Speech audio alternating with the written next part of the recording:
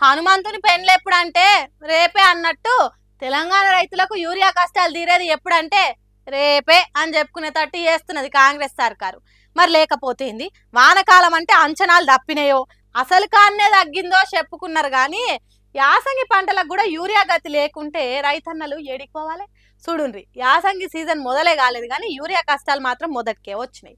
జనగామ జిల్లా పాలకుర్తి మండల కేంద్రంలో ఉన్న మన గ్రోమోర్ సెంటర్ ముంగట చూడుండ్రి ఎట్లున్నారో పబ్లిక్.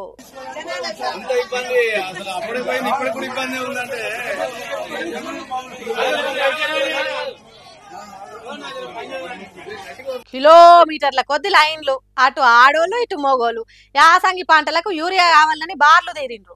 ఎప్పుడో మొదలైన యూరియా కష్టాలు ఇంకా తీరలేదంటే దేశంలో రాష్ట్రంలో సర్కార్లు ఉన్నట్ట, లేకుంటే ఉన్నా కుంభకర్ణుని తీరుగా నిద్రపోతున్నట్ట. వర్షాకాలంలో రైతులు లైన్లు కడితే ముందు జాగ్రత్త కోసం స్టాక్ వేసుకుంటున్నారని చెప్పిండ్రు కొందరు కాంగ్రెస్ లీడర్లు. ఒకవేళ అప్పుడే స్టాక్ వేసుకుంటే ఇప్పుడు ఎందుకు వేల కొద్ది గీతిరిగా లైన్లు కట్టిండ్రు కావచ్చు. ఇంకెన్ని రోజులు రైతులు గోసలు పడాలి?